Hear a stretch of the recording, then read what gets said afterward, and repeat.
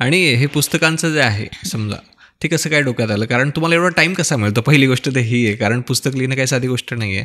तर याच्या मागे काय स्टोरी आहे? काय होतं ना, आता इतके वर्ष करते मी, तर एक गोष्ट म्हणजे वाचन सुरू असतं. जेव्हा मी मराठी पदार्थ म्हणते तेव्हा फक्त ते पदार्थापुरतं सीमित नसतं. माझा एक स्वअभ्यास असतो किंवा सेल्फ स्टडी असतं.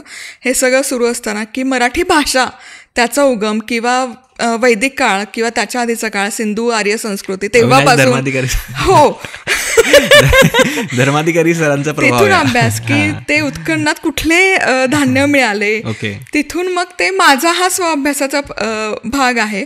आणि मग हे सगळं करत वाचन करत असताना एक गोष्ट उलगडत गेली की मराठी पदार्थ आणि त्याचा जो इतिहास आहे त्याचं हवं तसं संग्रहीकरण किंवा डॉक्युमेंटेशन झालेलं नाही आहे.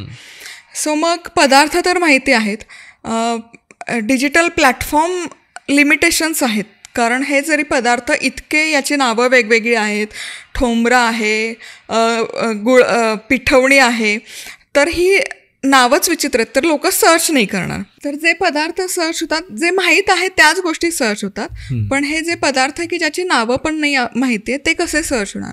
मग हे पुस्तकं मग हे पदार्थ पुस्तक स्वरूपात लिहून मग ते प्रकाशित केले. आता ही नावं वेगळी आहेत, कदंब आहे, पिठवणी आहे, बुळगं आहे, बारूद आहे, नावावरून काहीच लक्षात नाही येत. म्हणून मग या पदार्थांचे घरी शिजवून त्याचे फोटो, म्हणजे आता 365 पारंपरिक न्याहारीचे पदार्थ आहेत, तर ते 365 फोटो पण त्या पुस्तकात आहेत की जेणेकरून लोकांना कल्पना यावी की हा पदार्थ शिजला की असा दिसतो, की हेतू हाच होता. मी तर पहिल्यांदाच ऐकतोय बारूद वगैरे पदार्थाचे नाव आहे.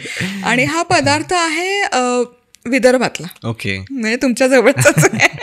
तेच ना. सो हेच प्रामाणिक उद्देश आहे पुस्तकं करण्यामागचा, की जे पदार्थ विस्मरणात गेलेत ते पुस्तक स्वरूपात का होईना सगळ्यांपर्यंत पोचावेत. ओके, आता मला खरं सांगा की तुम्ही पुस्तकातून आणि मसाल्यातून किती पैसे कमवतायत?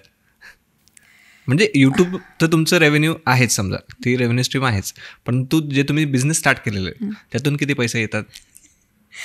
किती असं एक्झॅक्ट फिगर नाही सांगतायत, कारण सेल्स अपडाऊन सुरू असतात आणि बऱ्याच गोष्टी बदलतात. पण बऱ्यापैकी येते, 7 डिजिट तरी अर्निंग येतं. पण किती येतं त्यापेक्षा मला आज आवर्जून हे सांगावं आवडेल की जे येतं त्यातला एकही पैसा मी आत्तापर्यंत स्वतःसाठी नाही खर्च केलेला.